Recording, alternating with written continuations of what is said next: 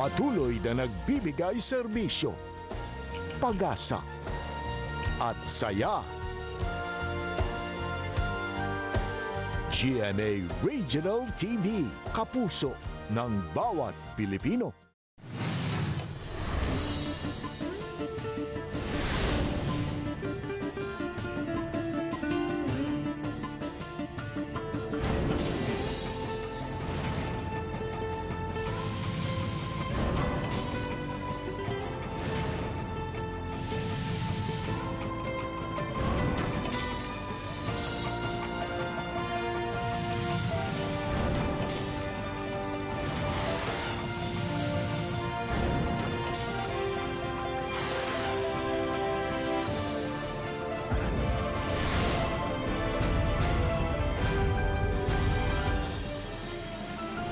Ang GMA Regional TV, Balitang Bisdak. Mayong hapon na kiningin yung GMA Regional TV, Balitang Bisdak, ang bugtong kasaligan, kasandigan o kanangpan sa mga Bisaya. Ako si Bobby Nelson. Nga mohatod sa labing dako mga nagunang balita nga mahinungdanon sa Central ug Eastern Visayas. Ako si Alan Domingo. Ako si Cecil Kibod Castro, live si GMA Complex sa Dakbayan sa Sugbo. CSWS Office, gisong sa wa makadawat sa SAP sa Mandawi City. Nisumana na sa kapin sa 1 million pesos ang nauli sa mga upunganon nga nagdubli pagdawat og ayuda. Sunog ni Olmo sa Inayawan, dulan 30 ka mga balay ang naugdaw. Face mask nakatabang kuno sa negative result sa swab test sa 48 ka mga tao sa Talisay City nga naduol sa COVID-19 patient. Artificial Intelligence Facial Recognition and Thermal Scanner gigamit sa Cebu City Hall.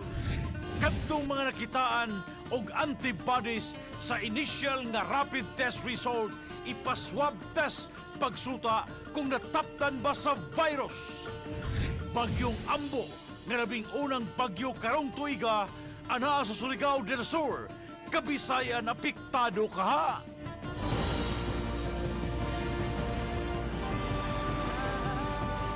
Kini ang GMA Regional TV, Balitang Bisdak.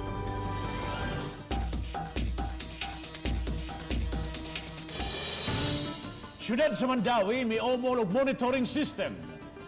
Kinayaron na matutukan na mga reklamo bahin sa pagpangapod-apod sa labing kontrobersyal nga social amelioration program USA. Nasayran nga adunay pipila ka mga tao ang wa pa makadawat sa maong hinabang. Ani ang report ni Nico Sereno. Midagsa ang mga tao kaganiha sa buhatan sa Mandawi City Social Welfare Services. Silang tanan may buot ipaabot o ireklamo kabahin sa pag-apod-apod sa SAP sa kabaranggayan. Nagtinguha unta sila nga makikistorya sa personnel sa opisina aron mangayo og katinawan. Kining mga construction workers gikan sa kauluhan natanggong sa ilang project site sukad pa sa quarantine period. Suma pa, gipasa-pasa na sila sa DOLE ngadto sa DSWD ug CSWD apan wa gihapoy tubag kung makadawat ba sila og SAP. Malaking kumpanya daw, dapat daw ang company namin ang nag-aasikaso daw nito para daw mabigyan kami ng tulong. Ngayon nga, nag-asikaso na nga kumpanya namin sa Dulit at sa ISIS na hindi naman na-aproban. Kaya ang tanong ko, kung saan kayo pwedeng humingi ng tulong na magkaroon kami ng ayuda. Si Lola Dailinda, SAP beneficiary gyud unta, apan wala makaklaim atol sa distribution kay nanganak ang iyang bata. Unya wala na kuno gihatag ang kwarta kanila nga gamit unta kaayo sa ilang panginahanglan. Unsay akong ihatag og palit og tambal sa akong anak na ako'y akong critical siya sa Soto. Luoy kayo, sir. Wapang kasakyan in taon, sir. Napak may gibuhing mga bata. Masurbi lang ang taga DSWD sa amuang sityo. Kaya ron kami masurbi nga makita siya sa among sitwasyon gud kisa di angay tagaan nga sa mamasin mi nga sa ikadong hugna ning pagpanghatag matagaan na in taon mi. Kaya karon mahangyo sad ko na naasa ko diri kay mangayo sad mi bugas kay wala ning taon mi gilungag. ug pakapinan na pulot ang nila gatas kay nagtutoy na intog lanot akong anak. Aminado ang City Hall daghang reklamo kabahin sa SAP. Si Mayor Jonas Cortez pinaagi sa iyang social media account, mitataw nga nasubo siya niini. Matud pa, dunay barangay grievance machinery aron moatiman sa mga sumbong kabahin sa programa. Dili motugot ang mayor sa pamintaha og pangabuso, maong miawhag siya nga magmatngon. Kung naay binuang nga makita, kinahanglan yung tugbagon sa mga opisyalis nga nagkuan ani. Pwede sa barangay o katong sa DILG. Gimanduan ang CSWS nga itugyan ngadto sa CIDG ang master list aron masuta kung dunay illegal nga nakadawat sa kwarta. Ang CIDG maoy mo imbestigar sa mga kuano kanang ug unsay makita nila didto nga mga naaba sila makita nga mga unsa ba katiwalian sa pag i-distribute o pag-listing. Uban ni June Solon, Nico Sereno, Balitang Bisdak. Nagapanukad na ang Criminal Investigation and Detection Group kung CIDG sa ilang investigasyon kabahin sa taho nga giuna ang mga kabanay sa mga opisyal paghatag sa social amelioration na program SAP subsidy. Si Chelo Valiena sa report. Naaghat ang CIDG-7 paglusad og pakisusi human sa mga pasangil sa kahiwian sa pagpili sa makadawat sa SAP. Usa niini ang reklamo batok kang Eleanor Feliciano, social worker sa Dakbayan, nga gipasangilang milakip sa 5 niya kakabanay sa talaan sa SAP ug uyab sa iyang anak. Apan mihimakak na niini si Feliciano nga adunay kasayuran. Karong bag-o, migawas na usab sa social media ang mga talaan sa mga SAP beneficiary sa Barangay Babag nga namasangil sa Barangay Kapitan nga miuna sa 50 niya kakabanay. Sa 2,000 ka SAP beneficiary, 50 kanila susamang apelyido ni Kapitan Arsenio Berdin. Sa ato ang mga lain-lain nga mga stasyonan kung asa na bilong, sa katong mga reported nila allegedly na relative sa mga barangay officials. Gihangop ni Kapitan Berdin ang investigasyon. Iyang gipasabot nga sa iyang barangay, halos-halos nagapelyedo og Berdin apan dili niya mga kabanay. Si Ma'am Gail magino ay assign diri sa Barangay Babag. So iya ginagitan-aw nga qualified gid kay sila sa kuan sa SAP gyud. Samtang musumada na ngadto sa dulan sa 1 ka milyon ka pesos ang miuli sa nakobrang Special Amelioration Program tungod kay dili kalipikado. Mapasalamaton ang mayor nga daghang misanong sa iyang panawagan. Adunay usa nga miuli sa nadawat nga 6,000 pesos sa nakobra niya kay duha ka UCT kon unconditional cash transfer sa Barangay Basak ug Suba Basbas. Doon natin 84,000. So, sa pagkakaroon lang. Mga early, mabuting mga more than 1 million siguro kay sige pa man padayon ang pag-uli sa mga kwarta. Ako na lang gikuha, kay hapon naman, alas 6 na siguro sa hapon, kay naglinya lagi sa kasada, taas kayo. Ako na lang gikuha, aning uli ko, gihipusan ako, huwag yun ako hilabti. Pipila usab sa miuli ang nakadawat og SAP bisan kon nakadawat na og 6,000 pesos nga small business wage subsidy gikan sa SSS. Uban ni Godfrey Rilien, Chel Valiena, Balitang Bisdak. 48 ka mga individual nga adunay kontak sa positive patient sa Dakbayan sa Talisay, pulos nag-negatibo. Usa sa mga nakapatabang kanila mao ang pagsulob og face mask. Si Lian Sinkulang sa report. Nalipay og nawala ang gibating kakulba ni San Roque Barangay Kapitan Antonio Cabrera human nagpaabot og pipila ka adlaw sa resulta sa swab test. Usa siya sa mga opisyal ug kawani sa barangay nga lakip sa 48 ka mga gipang quarantine. Kini human sila nakakontak sa pasyente nga nagpositibo sa COVID-19 ni atong Abril 25. Okay na, wala kulba. Kay katong naging simana puro kulba ba. Nikoy lang ko sa akong mga sakop, mga tanod. Sa migawas nga resulta sa swab test sa miaging weekend, nagnegatibo ang tanang 48 ka mga tawo nga gipang test. Karon, gilihok na sa mga kawani sa barangay ang mga gimbuhaton nga wala nila nahimo dihang gipang quarantine pa sila. Samtang matod ni Mayor Samsam Gulyas nga ang nahitabo sa San Roque, nagpakita kung unsa ka importante ang kanunayng pagsulubog mask. Sa 48 na negative, ubay-ubay gyud ang tupad niya sa tora-tora, nakastorya niya katubangay, pero all of them in God's grace na negative yun. So nagsorry kami sa City Health, how could that be? Then the use of mask ni patient 2 and the use of mask sa iyahang gipang atubang, which we believe is really a big factor. Sa pikas bahin, nalakip na usab ang mga molupyo sa maong barangay sa schedule sa pag-adto sa Tabunok Public Market matag Martes o Biyernes. Uban ni Renante Quiñones, Lian Singkulan, Balitang Bisdak. Sa inisyal nga resulta sa rapid mass testing sa Mandawi City, adunay mga nagpositibo nga nakitaan og antibody sa lawas. Maong ipaubos sila sa swab testing pagsuta kung nataptan bagayod sa COVID-19. Ani ang report ni Nico Sereno. Usa ang barangay sentro sa mga dapit nga gipahigayunan karong adlawa sa rapid mass testing. Daghang mga residente ang misanong sa imbitasyon ug mihatag og blood sample alang sa antibody test. Ikaunom kaadlaw karon sukad gilusad ang mass testing. Sa miaging mga adlaw, ang ubang barangay wala makaabot sa target nga at least 10% sa ilang kinatibukan nga populasyon ug representante unta sa matag sitio. Apan may pipila ka mga barangay nga sobra sa 100% ang target ug gikalipay kini sa syudad. Nindot ang atong turnout tungod pud sa ato ang information dissemination nga gibuhat nganhi sa atong mga barangay. Nya napoy ubang barangay nga naapod sila kanang gipanghatag nga pahalipay. Ang rapid test mo determinar sa IgG ug IgM sa usa ka tawo kung dunay bay infection ug antibody sa lawas. Sa inisyal nga resulta, sa kapin 1,500 nga na test, dunay 19 nga positibo sa IgM buot pasabot anaa sa early stage sa infection. 43 ang positibo sa IgG o buot pasabot miagi o nakalabay na ang impeksyon. 19 bisab ang positibo sa pulos IgG ug IgM nga sutaon pa ang gituuhan nga ongoing nga infection. Dili pa hinuon direkta nga masulti kung COVID-19 ba ang infection. Active infection of the virus.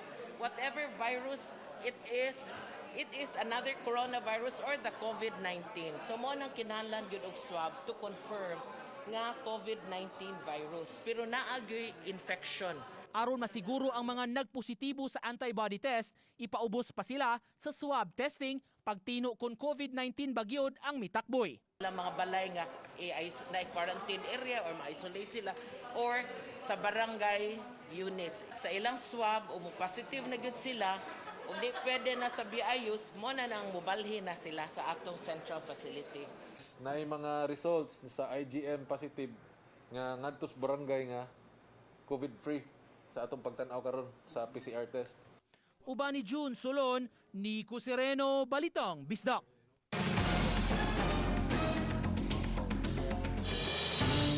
Mga opisyal sa Barangay Inayawan ng Dakben, Sugbo, mo deklarar og state of calamity alang sa niliang pagtabang sa mga biktima sa sunog sa ilang barangay. Extra precautionary measures gihimo usab aron dili na mudaghan pa ang mataptan sa COVID-19 sa mong barangay. Si P. Mari Dumawok alang dunay live update FM.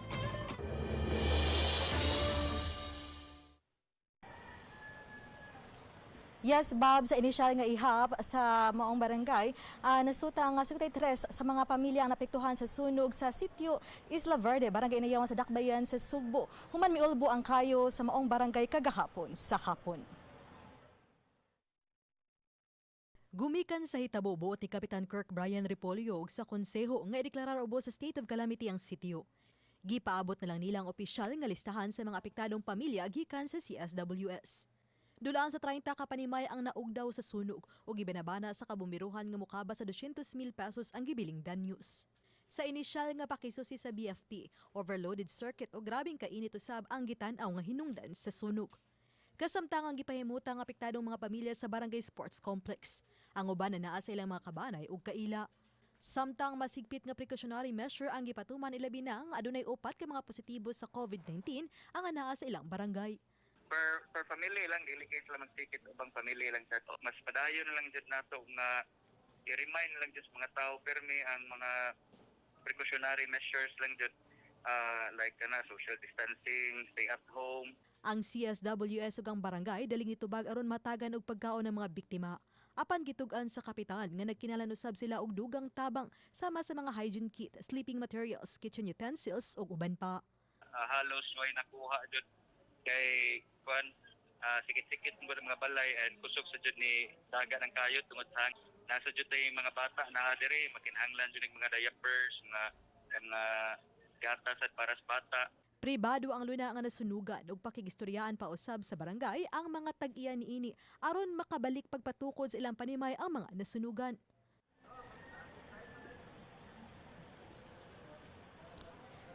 Sa laing bahin, Bob, ang nag-unang nagpositibo sa COVID-19 sa maong barangay Inayawan ang nakagawas na sa tambalanan kagahapon. Human kini nasuta nga nagnegatibo na sa test. Ana kini sa panimay sa iyang anak aron masiguro kini nga malain gyud siya og maatiman gyud samtang uban pang nagpositibo sa COVID-19 sa maong barangay ang ana sa isolation center.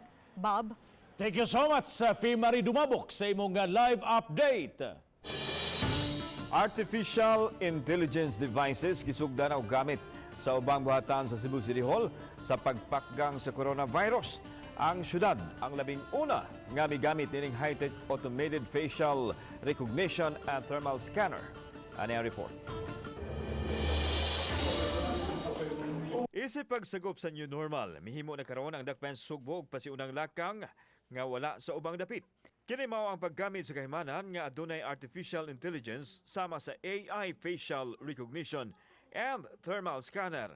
Dili na tao kun dili ang AI device ang mopatuman sa protocol kun mahimo o dili pasudlon ang usa ka tawo sa usa ka dapit.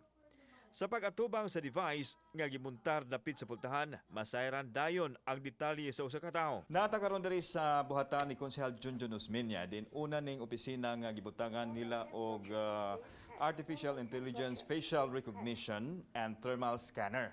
So mo ni ang set-up karon nakasulod og mask. So nakabutang diri normal temperature please pass, so makasulod ata. Able. Pero atong suwayan kung di ta mag face mask. So mo ni ang okay. Normal temperature, please wear a mask. So ato ang suwayan og abli kung watay mask. So di ta kasod. So kinahanglan magtaod tag mask. So abli. So sulod na ta. People in different companies are still using thermal guns held by security guards or yung mga frontliners nila. So there's a very high risk of cross-infection, di ba? Cross-infection kasi yung nagtetest sa inyo, hindi nyo alam baka naka-receive na siya or nakakuha na ng disease sa mga nagpapasabay, di ba?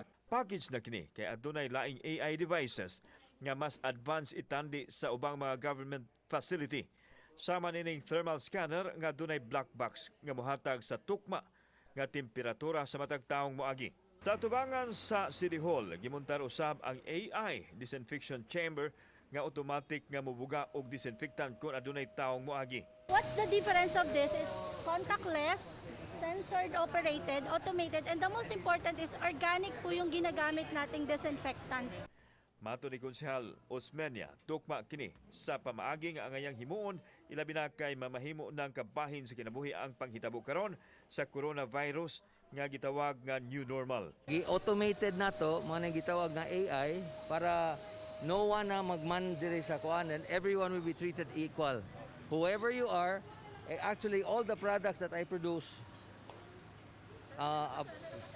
besides sa ato mga politiko ba are all pro-poor, okay?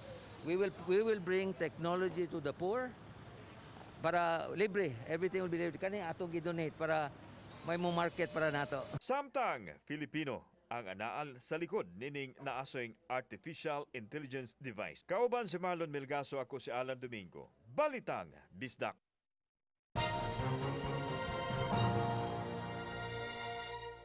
Weather update may tungod sa tropical depression Ambo nga mao pinakaunang bagyo ning tuiga. Ganin ang alas 10 sa buntag na kanimay mutang sa 340 kilometers east to Binatuan, Surigao del Sur. Dunay ikusto ng hangin hadto sa sentro nga 55 kilometers per hour ug gustines nga maabot og 70 kilometers per hour. Hinay ang iyang paglihok.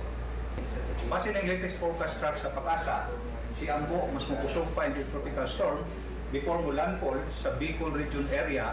Ug tungod dinhi posible nga dunay isa nga tropical cyclone wind signal sa Eastern Visayas by Wednesday. Sa Central Visayas, makasinati ta mayong panahon sumusunod nga 24 oras, diin panaksa ngadto na sa pagkamaragumon ng kalangitan, hinumanan sa patak-patak ng mga pagulan ug panugdog ug kilat. Range of temperature sa Central Visayas from 24 to 34 degrees Celsius o may equivalent kani nga heat index na medyo mataas nga 42 degrees Celsius under danger category. Busa ang mga kapuso, stay at home o magsulog og hayahay nga sinina, may kanunay mo inom og daghang tubig. Para sa dugang informasyon, mahimong bisita sa mga social media account sa Pag-asa o official website sa Pag-asa bagong.pagasa.dust.gov.ph. Gikan diri sa butan sa Pag-asa Mactan, Pag-asa Visayas, DOST, Alkiblat, mayong hapon.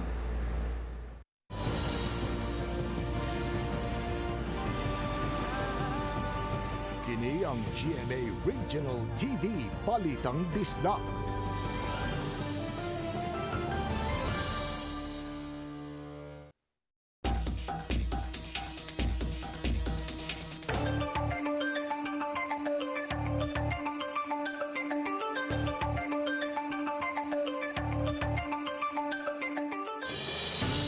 Daghang mga lumulupyo sa Barangay San Roque, Dakbayan sa Talisay, naglinya aron makakuha og ayuda sa Social Amelioration Program Subsidy.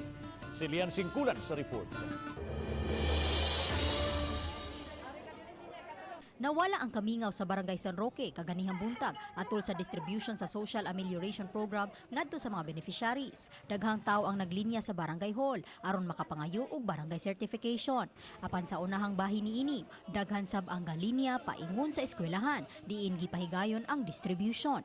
Nasugda na kagahapon ang pag-apod-apod niini ngadto sa kapin 600 ka mga beneficiaries. Sa pagpadayon sa distribution, ingon niini ang sitwasyon karon sa maong barangay. Di nag-abot ang linya gikan sa wa ug tuong bahin gawas sa tunghaan. Kanunay gipahimangnuan sa kapulisan ug taga-barangay hall ang mga molupyo nga motuman sa social distancing. Ayaw mo pagdali yung makatuod mo. Kadawat na kipon mo tanan. Ang importante na nga safety ta. Dito at tapdag COVID. Una-unahan yung kaugalingon o yung pamilya. Samtang gipatuman usab ang one entrance ug exit policy sa dapit. Sa di pa mosulod, paagion sila sa footbath ug mag-alkohol usab. Gibahin ang mga tao sa 15 ka mga classrooms aron mas paspas ang pag-apod-apod.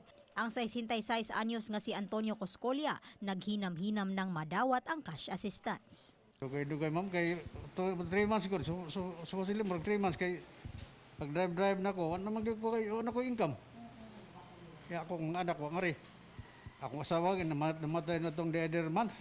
Karong adlawa, gikatakdang mahuman ang distribution sa cash assistance alang sa kapin usa ka libo ka mga beneficiaries sa maong barangay. Ay pahurot na gyud karong adlaw kay nadugay man ang San Roque og pagpanghatag. So amo na gyud ni siyang hutdon karong adlaw. We talked to the ILG, then they are kanang nakasabot man sila sa among sitwasyon. Then kung unsay mga remarks na ilahang i-report sa taas, naslay remarks especially regarding the late results na nigawas. Uban ni Renate Quiñones, Lian Singkulan, Balitang Bisdak. Usa ka senior citizen ang labing unang COVID-19 positive sa Dakbayan sa Lapu-Lapu ang nakalas apan masaligon ang crisis managers sa City Disaster Risk Reduction and Management Office nga mudaog ang Dakbayan batok sa COVID-19. Si Chelo Valiana sa report. May gihambi ng daan ang senior citizen nga nakalas human nasuta nga nagpositibo siya sa COVID-19. COVID siya, positive. But initially, ang sa doktor na tungod tong iyahang sakit gid na nag-attack siya. Gipahibaw ni Mayor Chan nga migahin ang Dakbayan og 20 milyones pesos alang sa hospitalization sa mga natakbuyan. 100% nga abagan sa City Hall ang bayranan sa mga kawani ug mga kabus nga na ospital tungod sa coronavirus disease. Hinuon abagan sa Dakbayan ang adunay katakos sa pagbayad nga na hospital tungod sa susamang balatian. Samtang giulagway ni Najel Baniasya, Lapu-Lapu City Crisis Manager, nga modaog ang Dakbayan sa gubat batok COVID-19. Sa 42 ka kaso sa COVID-19, 22 na kanila ang naka-recover ug negatibo na gikan sa kagaw. So, gamay na lang, gamay na lang pag-antos. We can win the war. Labi na nga, ni onboard na nato'y bagong grupo nga tactical propaganda team. Sukad pa sa miaging Biyernes hangtod gabi, anam-anam nga nakagawas ang mga nagnegatibo. Gisaluduhan nila ang mga naka-recover tungod kay sila man ang tinuod nga nagmadaugon gikan sa gubat batok COVID-19. Samtang sila, mga frontliner lang. Uban ni Godfrey Rilien, Chel Valiena, Balitang Bisdak. Ang Vicente Soto Memorial Medical Center may usa sa mga hanukanan sa mga pasyente nga adunay COVID-19 ug kadtong mga suspected cases. Nakadawat sila og 1,500 ka mga personal protective equipment gikan sa TESDA. Ani ang report. Suma ni Dr. Gerardo Aquino, Medical Chief sa Vicente Soto Memorial Medical Center, nga kapin sa 30 ka-confirmed COVID positives ang ilang giatiman karon. Wala pa'y labot nini ang mga suspected COVID-infected patients, busa ingon na lang nini ang panginahanglan nila sa mga PPE. Sa usa ka adlaw lang mogamit sila og usa ka gatos ka mga PPE. 200 usab ka buok nga mga N95 mask ug kadtong anaa sa critical area sama sa operating room, respirator ang ilahang gamiton. Ang amuag yung disposables will be used to the areas where really there are the positive cases, and the other areas nga di ramang kaayo kinahanglan gyud nga maginana to come up with their own PPEs nga acceptable based on the WHO. Aron makakuha sila og supply sa PPE, nakigalayon sila sa TESDA Region 7 nga mo'y usa sa mihatag kanila nini. Gitugyan sa TESDA ang mukapin sa 1,500 ka mga PPE ngadto sa VSMMC.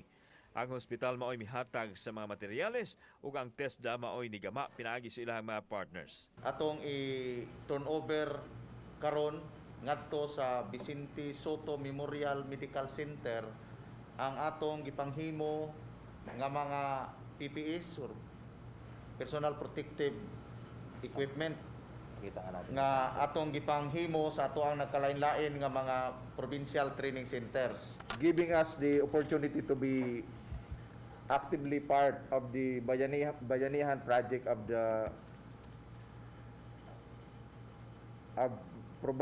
producing PPEs for our health services frontliners. Ang usagid nga issue kanuna is really the PPEs. That was really the main problem. Even the rich countries nagkalisod og pangita og PPEs. Kauban si Marlon Milgaso, ako si Alan Domingo. Balitang Bisdak.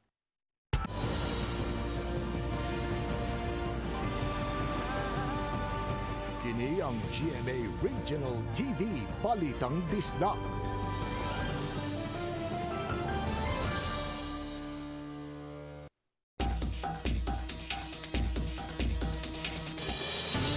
Mga COVID-19 patient nga naka-recover na o nagnegatibo gikan sa kagaw gipaubo sa psychosocial intervention nga mamahimo unya sila nga kabahin sa tactical propaganda team sa COVID-19. Si Fee Marie Dumabok sa report.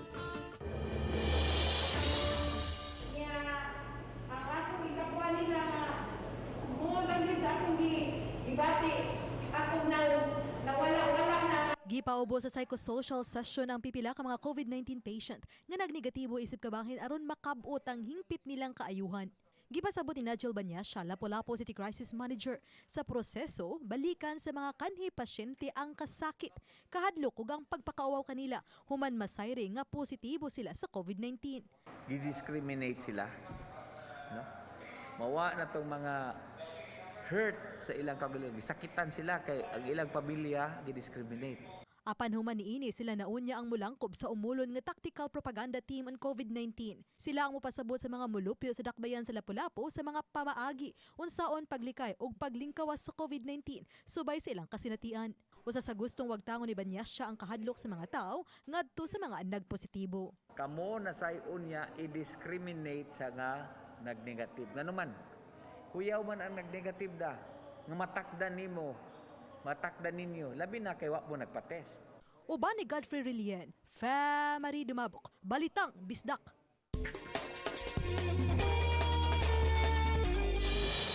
Niay choir sa usa ka universidad dinis Dakbayan sa Sugbo nga subling nagkayusa. Kinaron paghalad og kanta may labot sa pagsunod sa lagda sa gobyerno batok sa COVID sama sa pag-quarantine. Apan ning higayuna nagkatapok sila virtually. Ani ang report ni Marie Dumabok. Gamit ang tunos sa kanta nga balay ni Mayang, ang JRG Visayas Choral ni Haladog Kanta Online, agig pagpahinomdom sa publiko sa pagstay at home. Og sa samang higayon, gihimo kini nila nga makalingaw. Gitawag nila og choreography in quarantine. Ani ako diri sa balay.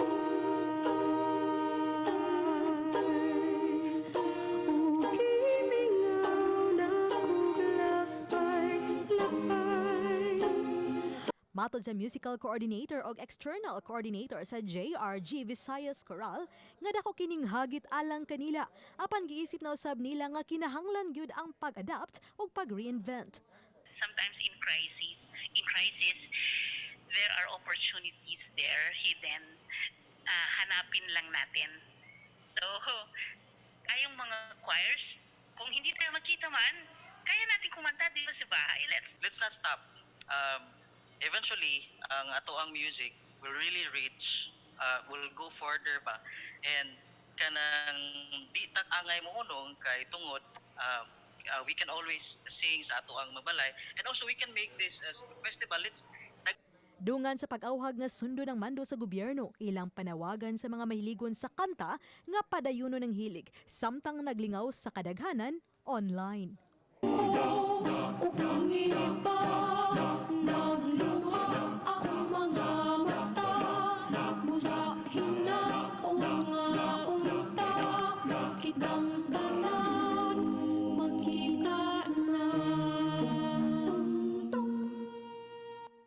Uban ni Cleofer Lumayag. Ako si Marie Dumabok. Balitang Bisdak.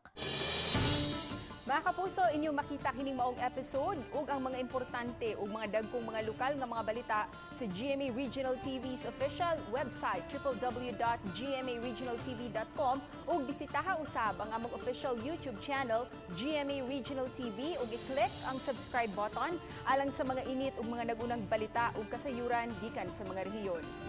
Salamat sa mga kapuso nato apil lang na sa gawas sa nasod nga nagisayon sa mga dagko ug mga nag-unang balita sa rehiyon. Ako si Alan Domingo. Ugi ka namong tanan dinhi sa Central ug Eastern Visayas. Ako si Cecil Kibod Castro. Ang inyong balita ang among balita at tungod kayang matag lokal nga balita mahinungdan. Kinang inyong GMA Regional TV Balitang Bisdak, buong puso para sa Pilipino. Ako si Bobby Narsaro. Maayong hapon mga kapuso.